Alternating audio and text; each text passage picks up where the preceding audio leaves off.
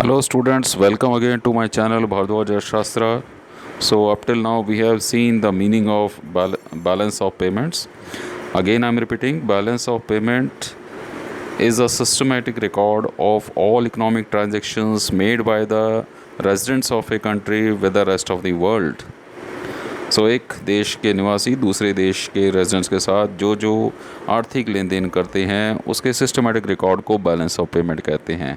Actually it is the record of foreign exchange inflow and foreign exchange outflow. कितनी foreign exchange हमारे देश में आई, कितनी फॉरेन एक्सचेंज हमारे देश से बाहर गई, इसका एक सिस्टमेटिक रिकॉर्ड होता है. तो नेचुरली अगर जितनी फॉरेन एक्सचेंज हमारे देश में आई है और उतनी ही फॉरेन एक्सचेंज हमारे देश से गई है तो बैलेंस ऑफ पेमेंट क्या होंगी, बैलेंस्ड होंगी. ओके, सो फर्स्ट ये तीन टाइप की होती है balance of payment. So one is balanced balance of payments. So balanced balance of payment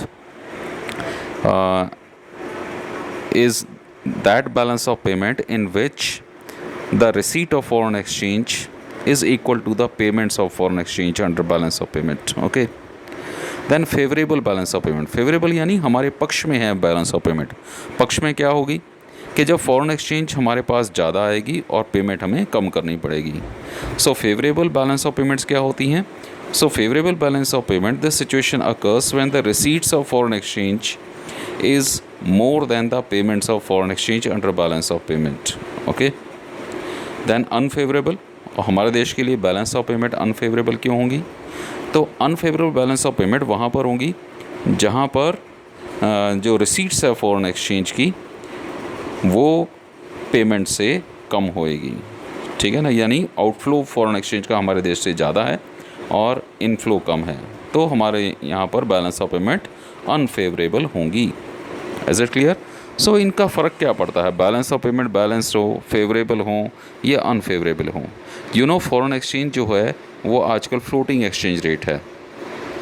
तो अगर आउटफ्लो ज़्यादा हो, इनफ्लो कम हो, आउटफ्लो ज़्यादा यानी डिमांड फॉर फॉरेन एक्सचेंज ज़्यादा, इनफ्लो यानी सप्लाई ऑफ फॉरेन एक्सचेंज कम हो, तो फॉरेन एक्सचेंज बढ़ने की संभावना रहती है. यानी अनफेवरेबल बैलेंस ऑफ पेमेंट में फॉरेन एक्सचेंज बढ़ने की संभावना रहती है. जबकि फेवरेबल बैलेंस ऑफ पेमेंट में क्या है, रिसीट्स ऑफ फॉरेन एक्सचेंज ज़्यादा है, पेमेंट्स कम है. यानी फॉरेन एक्सचेंज की सप्लाई ज़्यादा है और डिमांड कम है. इसका मतलब यही हुआ फेवरेबल बैलेंस ऑफ पेमेंट में जो फॉरेन एक्सचेंज की रिसीट्स जो हैं they are more than their payments, means demand for foreign exchange is less than the supply of foreign exchange. जो सप्लाई ज़्यादा होगी, डिमांड कम होगी फॉरेन एक्सचेंज की, तो फॉरेन एक्सचेंज रेट कम होएगा.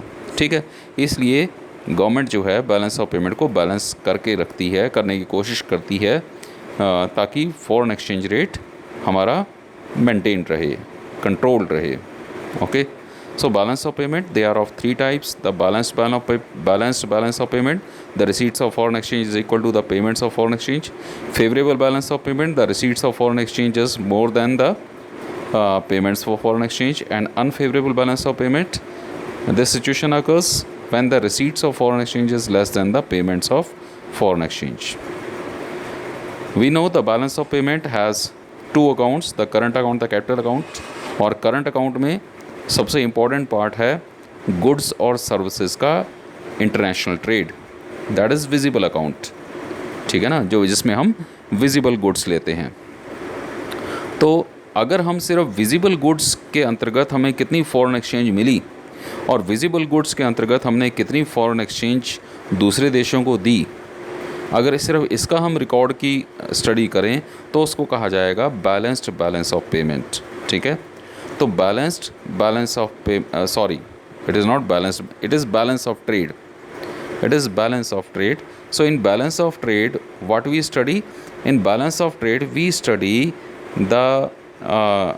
the value of exports of visible goods and value of imports of visible goods. Means here we consider only the visible goods account. Okay, under visible goods how much foreign exchange we received and how much foreign exchange we paid. Okay, so it is the difference between the value of exports of visible goods and their import value. Means the value of exports of visible goods minus value of imports of visible goods. So trade balance or balance of trade, it is also known as merchandise balance. So it is reflected as, so it is of three types: the trade deficit, the trade surplus and balance trade. If balance trade कब होगा ये, या balanced balance of trade कब होगा? When the value of exports of visible goods is equal to value of imports of visible goods. Then deficit balance of trade कब होगा या trade deficit कब होगा? When the exports of visible, when the value of exports of visible goods is less than value of imports of visible goods. Then trade deficit और deficit balance of trade या unfavorable balance of trade भी इसको कह सकते हैं, ये कब होगा? When the value of exports of visible goods is more than value of imports of visible goods. Okay, तो करंट अकाउंट में एक तो हो गया विजिबल गुड्स अकाउंट, दूसरा होता है invisible goods account. Invisible goods account, invisible goods account क्या होता है? What is invisible goods account? So invisible goods में हम क्या लेते हैं? सर्विसेज. सर्विसेज दो प्रकार की होती हैं, एक होती हैं फैक्टर सर्विसेज, दूसरी होती हैं नॉन फैक्टर सर्विसेज. लेकिन जब लास्ट स्लाइड मैंने आपको, लास्ट जो वीडियो थी उसमें मैंने आपको बताया था कि जो इनविजिबल जो गुड्स हैं इसमें ट्रांसफ़र पेमेंट्स भी इसी में ही शामिल होती हैं. ठीक है. So it has three parts. Balance of services या invisible balance, it has three services. One is factor services, means the services of land, labour, capital, entrepreneur. Then is the non-factor services, means the services like transportation, banking, insurance, इनका export और import शामिल होता है. Similarly transfers यानी remittances वगैरह.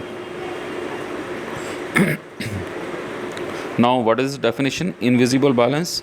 It is the difference between the foreign exchange received from other countries under invisible goods of current account of balance of payment and foreign exchange paid to the other countries under the same. जब balance of payments के invisible goods account के अंतर्गत जितनी foreign exchange हमें मिली है और कितनी foreign exchange हमने पे की है, इन दोनों के अंतर को हम इनविजिबल बैलेंस कहते हैं. ठीक है. तो इनविजिबल बैलेंस हम किसे कहते हैं? अदृश्य संतुलन हम किसे कहते हैं? अदृश्य संतुलन. बैलेंस ऑफ पेमेंट के करंट अकाउंट के अंतर्गत इनविजिबल गुड्स के एक्सपोर्ट से, इनविजिबल गुड्स के एक्सपोर्ट से जितनी फॉरेन एक्सचेंज हमारे देश को प्राप्त हुई है उसमें से जितनी फॉरेन एक्सचेंज हमने पे की है उसको माइनस कर देते हैं.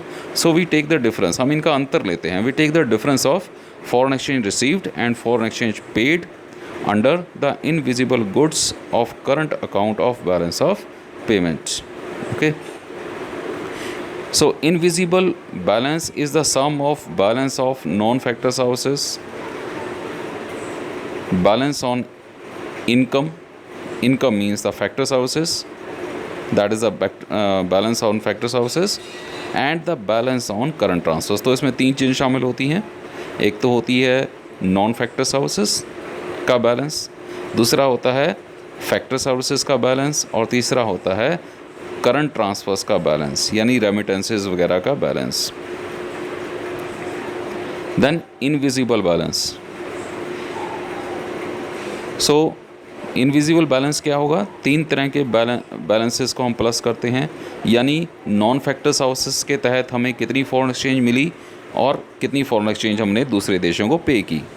ये हो गया balance on non factor services.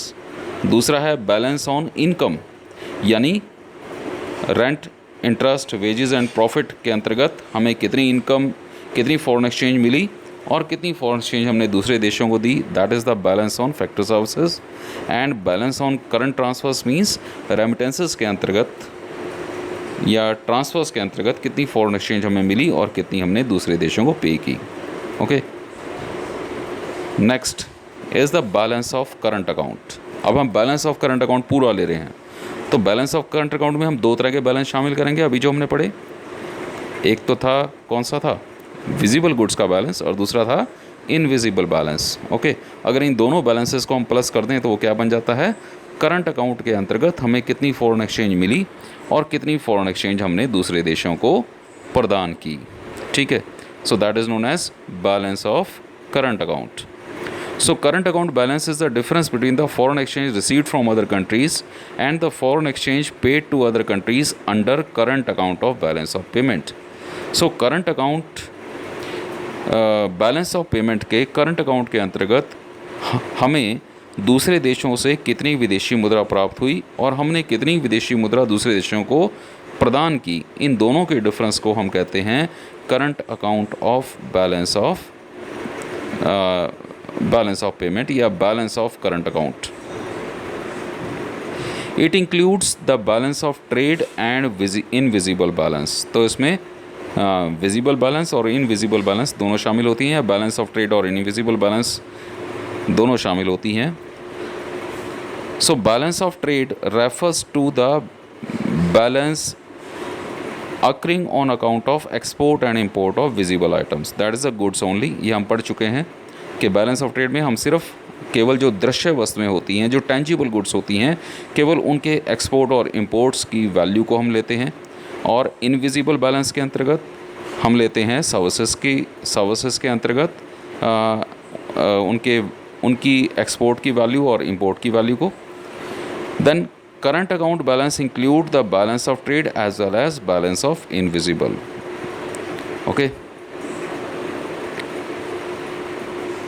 Then balance of current account. सो बैलेंस ऑफ करंट अकाउंट में क्या चीज़ शामिल होती हैं? It includes all these 4 things. Number 1 is the balance of trade. So it is the value of export of visible goods minus value of imports of visible goods. Second thing हम लेते हैं balance on factor services. It is the value of export of factor services minus value of import of factor services. Means factor services के अंतर्गत मतलब rent, interest, profit और wages के अंतर्गत हमें कितनी फॉरेन एक्सचेंज मिली और कितनी फॉरेन एक्सचेंज हमने पे की. Then is the balance of non factor services. So balance of non factor services में क्या आती हैं? Banking, insurance, all these services, transportation services. So under these services, how much foreign exchange we received and how much foreign exchange we paid to the other countries. So their difference is called the balance on non-factor services. Then the balance on transfers, यानी value of transfer received from abroad and value of transfers paid to rest of the world. So इन दोनों का difference हम लेते हैं balance on transverse. तो इन चारों balances को यदि हम प्लस कर दें तो वो बन जाता है balance of current account. Okay, so current account balance is trade balance plus invisible balance. तो बैलेंस ऑफ ट्रेड हो गया ट्रेड बैलेंस, और बाकी जो 3 है balance of factor services, balance on non factor services and balance of transfers, ये हो गया इनविजिबल बैलेंस. ओके, इन तीनों को प्लस करके.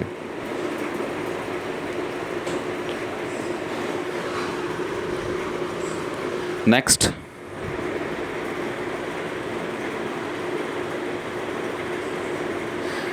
Is balance of capital account. तो बैलेंस ऑफ कैपिटल अकाउंट किसे?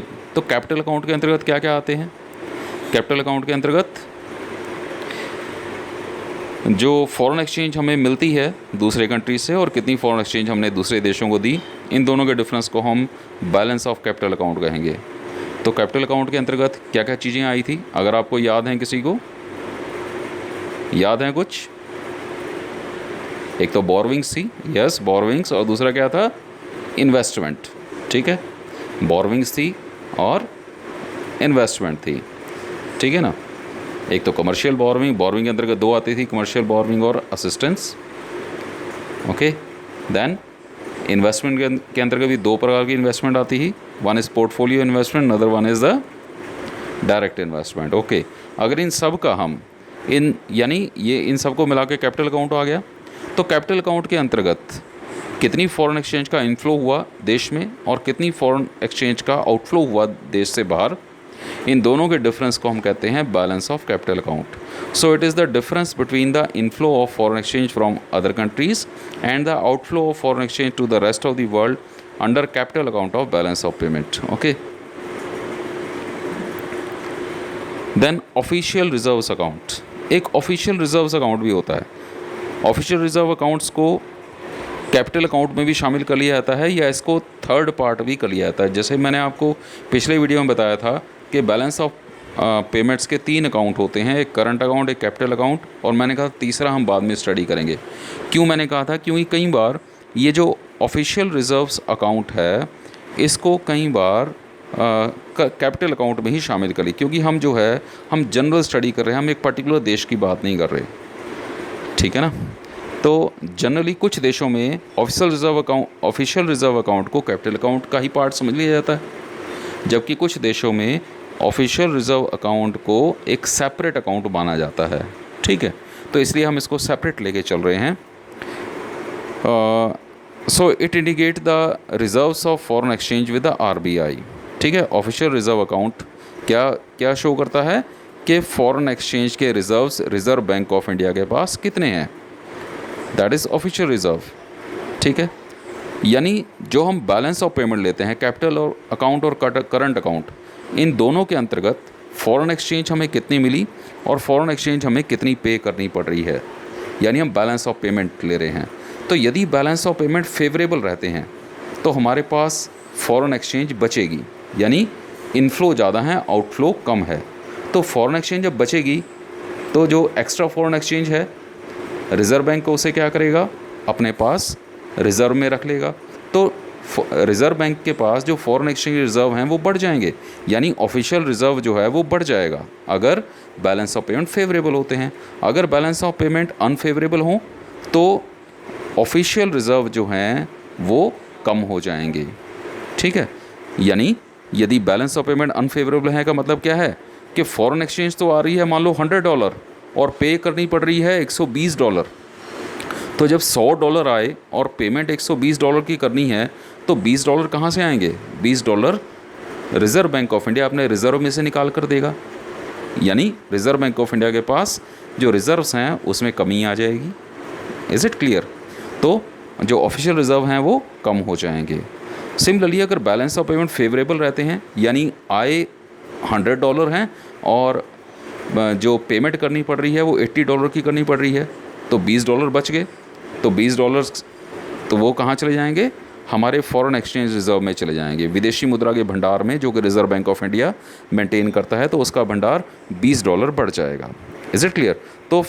तो फेवरेबल बैलेंस ऑफ पेमेंट से जो ऑफिशियल रिज़र्व्स हैं वो बढ़ जाते हैं और अनफेवरेबल बैलेंस ऑफ पेमेंट से ऑफिशियल रिज़र्व कम हो जाते हैं। So the overall balance is finally reflected in the official reserves account of the Reserve Bank of India, because Reserve Bank of India is a custodian of foreign exchange of the country. Reserve Bank of India foreign exchange का custodian रहता है, अपने पास वो एक भंडार maintain करके रखता है फॉरेन एक्सचेंज रिज़र्व का।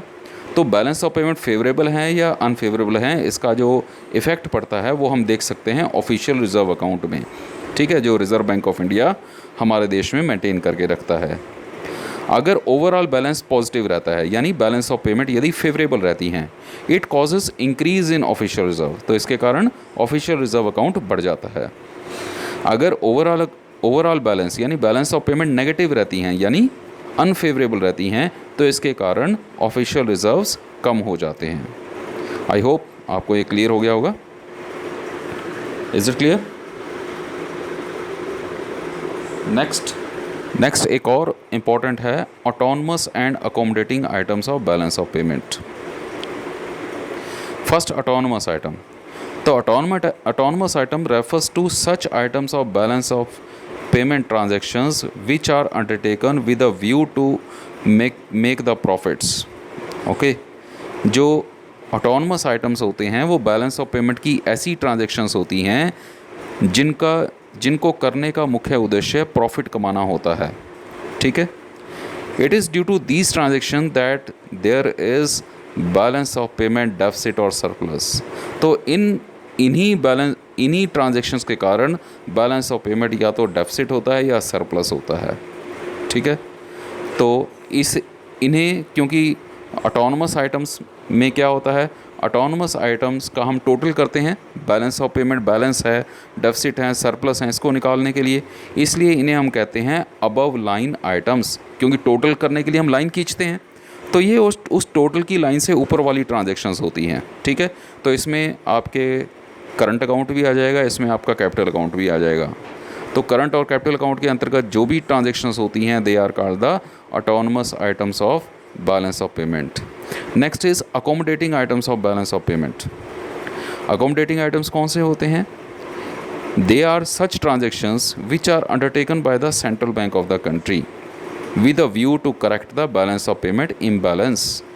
तो ये ऐसी ट्रांजैक्शंस होती हैं, ये ट्रांजैक्शंस किसके द्वारा की जाती हैं? सेंट्रल बैंक, किसी देश के केंद्रीय बैंक द्वारा। यानी अगर हमारे देश की बात कर रहे हैं तो रिज़र्व बैंक ऑफ इंडिया के द्वारा ये ट्रांजैक्शंस की जाती हैं। ये क्यों की जाती हैं? ये इसलिए की जाती हैं ताकि बैलेंस ऑफ पेमेंट बैलेंस रहें, उनमें इम्बैलेंस ख़त्म हो जाए, यानी वो ना तो डेफिसिट हो ना ही सरप्लस हो, तो उनका इम्बैलेंस ख़त्म हो जाए। तो इसके लिए रिज़र्व बैंक ऑफ इंडिया ये ट्रांजैक्शन करता है। हमने इससे पहले वाली स्लाइड में ऑफिशियल ट्रांजैक्शन पढ़ी हमने, ठीक है, आपने देखा होगा इससे पहले वाली slide, this official reserves, is it clear? तो ऑफिशियल रिजर्व में क्या होता है? ऑफिशियल रिजर्व कई बार बढ़ जाते हैं, कई बार कम हो जाते हैं। तो इसका जो खामियाजा होता है वो किस पे होता है? इससे अगर ऑफिशियल रिजर्व्स ज़्यादा हो रहे हैं तो ऑफिशियल रिजर्व्स ज़्यादा होने से क्या होगा? हमारे पास यानी फॉरेन एक्सचेंज बच रही है, तो फॉरेन एक्सचेंज रेट की सप्लाई ज़्यादा है तो फॉरेन एक्सचेंज रेट कम होने की संभावना रहेगी। अगर ऑफिशियल रिजर्व कम हो रहे हैं यानी डिमांड फॉर फॉरेन एक्सचेंज ज़्यादा है, तो ऐसे केस में क्या होगा?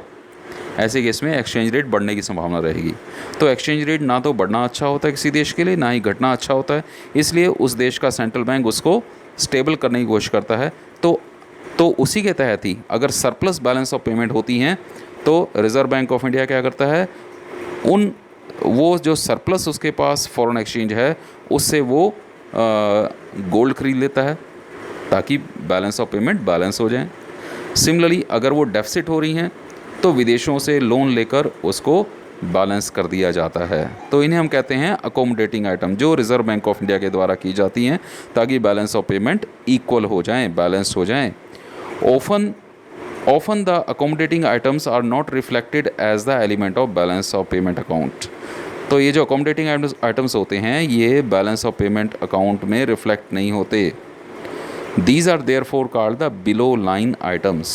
इसलिए हम इन्हें कहते हैं below line items, क्योंकि ये टोटल करने के बाद रिज़र्व बैंक ऑफ इंडिया सोचता है कि बैलेंस ऑफ पेमेंट को बैलेंस करने के लिए क्या किया जाए। अगर सरप्लस फॉरेन एक्सचेंज आ गई है देश में तो सरप्लस फॉरेन एक्सचेंज को ठिकाने लगा दिया जाएगा, यानी उसको खर्च कर दिया जाएगा विदेशों से गोल्ड ख़रीदने में, या दूसरे देशों को लोन दे दिया जाएगा ताकि जो एक्स्ट्रा फॉरेन एक्सचेंज हमारे पास आई है उसको क्या कर दें हम? डिस्पोज ऑफ कर दें। यदि डेफिसिट है, यदि फॉरेन एक्सचेंज कम हो रही है तो ऐसे केस में उस कमी को कैसे पूरा किया जाएगा? विदेशों से ऋण लेकर पूरा किया जाएगा। ओके, तो इसलिए ये जो आइटम्स होते हैं जो रिज़र्व बैंक ऑफ इंडिया के द्वारा किए जाते हैं ताकि बैलेंस ऑफ पेमेंट बैलेंस रहें, तो इनको हम कहते हैं बिलो लाइन ट्रांजैक्शंस। ये अकोमोडेटिंग आइटम्स हैं, यानी बैलेंस ऑफ पेमेंट को बैलेंस करने के लिए ये होते हैं। ओके, इनका डिफरेंस भी कई बार आ जाता है। तो ऑटोनोमस आइटम्स क्या होते हैं? Autonomous items refers to such items of balance of payment transactions which are done for profit motive.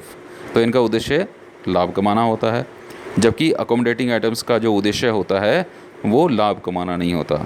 So accommodating items are those items of balance of payment which are not undertaken for consideration of profit. Okay, profit कमाने के लिए नहीं होते। दूसरा point, autonomous items are the cause of balance of payment imbalance. तो autonomous items के कारण balance of payment imbalance होती है, यानी बैलेंस ऑफ पेमेंट सरप्लस भी हो सकती हैं, बैलेंस ऑफ पेमेंट डेफिसिट भी हो सकती हैं। लेकिन अकोमोडेटिंग आइटम्स क्या होती हैं? ये बैलेंस ऑफ पेमेंट के इम्बैलेंस को दूर करने के लिए की जाती हैं, ठीक है, यानी बैलेंस ऑफ पेमेंट को बैलेंस मेंटेन करने के लिए की जाती हैं। देन ऑटोनमस आइटम्स में involve the movement of goods across the borders. तो ऑटोनमस आइटम्स के कारण जो गुड्स हैं, जो सर्विसेज हैं, वो बॉर्डर क्रॉस करती हैं, ठीक है। इसमें कंज्यूमर गुड्स भी शामिल हैं, सर्विसेज भी शामिल हैं, कैपिटल गुड्स भी शामिल हैं।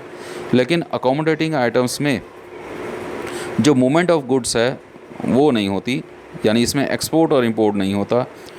इसमें जो आइटम्स होते हैं वो उसमें क्या होता है it involves the movement of official reserves with the RBI. इसमें जो ऑफिशियल रिजर्व्स होते हैं सिर्फ वही मूव करते हैं। यदि कम है तो ऑफिशियल रिजर्व बढ़ाने के लिए फॉरेन एक्सचेंज ली जाएगी, अगर ज़्यादा है तो अगर ज़्यादा हो जाते हैं ऑफिशियल रिजर्व तो ज़्यादा सरप्लस ऑफिशियल रिजर्व्स को डिस्पोज ऑफ किया जाता है।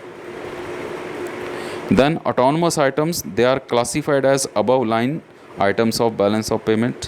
तो इनको above line item of balance of payment कहते हैं क्योंकि ये पार्ट है बैलेंस ऑफ पेमेंट का, ठीक है। लेकिन accommodating items they are not considered as a part of balance of payment. ये बैलेंस ऑफ पेमेंट को बैलेंस करने के लिए बाद में की जाती हैं, इसलिए इन्हें बिलो लाइन ट्रांजेक्शन्स कहते हैं, ठीक है। देन एक और डिफरेंस इंपॉर्टेंट है कि बैलेंस ऑफ पेमेंट और बैलेंस ऑफ ट्रेड में क्या फ़र्क है। तो बैलेंस ऑफ पेमेंट तो टोटल होता है, कैपिटल अकाउंट, करंट अकाउंट, सब कुछ इसमें शामिल होता है। लेकिन बैलेंस ऑफ ट्रेड में करंट अकाउंट भी पूरा नहीं शामिल होता, उसमें केवल विजिबल गुड्स का बैलेंस हम लेते हैं, ठीक है। तो balance of payment is a summary of statements of all economic transactions of a country with the rest of the world. जबकि बैलेंस ऑफ ट्रेड क्या है, it is the difference between the visible exports and visible imports. Second, it records the transaction related to goods as well as services. तो balance of payment में goods भी शामिल होती हैं, services भी, लेकिन बैलेंस ऑफ ट्रेड में केवल गुड्स ही शामिल होती हैं। Number third, it record both current account as well as capital account transactions. जबकि बैलेंस ऑफ ट्रेड क्या होता है, it does not record the capital account transactions. तो बैलेंस ऑफ ट्रेड में कैपिटल अकाउंट ट्रांजेक्शंस का रिकॉर्ड नहीं होता, सिर्फ करंट अकाउंट का होता है। और करंट अकाउंट में भी सभी आइटम्स का नहीं होता, सिर्फ गुड्स का ही, जो विजिबल गुड्स हैं केवल उन्हीं का एक्सपोर्ट और इंपोर्ट या वही ट्रांजेक्शंस इसमें शामिल होती हैं। Then balance of payment always balance. तो बैलेंस ऑफ पेमेंट हमेशा बैलेंस होती हैं क्योंकि जो ऑफिशियल ट्रांजेक्शंस होती हैं वो ऑफिशियल रिज़र्व अकाउंट के अंतर्गत जो ट्रांजेक्शंस होती हैं वो की जाती हैं इसको बैलेंस रखने के लिए, ठीक है। So balance of payment is always balance provided, कब ये बैलेंस होती हैं, मूवमेंट ऑफ आरबीआई रिजर्व्स यानी official reserves is reflected in it, okay. तो अगर इसमें ऑफिशियल रिजर्व्स रिफ्लेक्ट होंगी तो बैलेंस ऑफ पेमेंट क्या होंगी, हमेशा हमें बैलेंस लगेगी, ओके। क्योंकि वहाँ पर सरप्लस या डेफिसिट को पूरा करने के लिए reserve bank of India officials transaction करता है। लेकिन जो बैलेंस ऑफ ट्रेड होता है या तो ये पॉजिटिव होती हैं यानी सरप्लस होती हैं, या ये नेगेटिव होती हैं या डेफिसिट होती हैं, या ये बैलेंस भी हो सकती हैं। यानी यहाँ पर value of exports of visible goods is equal to value of import of visible goods हो सकता है, ठीक है। So this is all about your chapter balance of payment. इसमें जो एक पार्ट है आपका वो इस बार आपके सिलेबस से हट गया है, that is disequilibrium in the balance of payment, तो वो इस साल सिलेबस से हट गया है, okay. So with this we have completed your first book macroeconomics. I hope कि आपको ये समझ में आ गया होगा। Thank you very much, thank you for watching, thank you.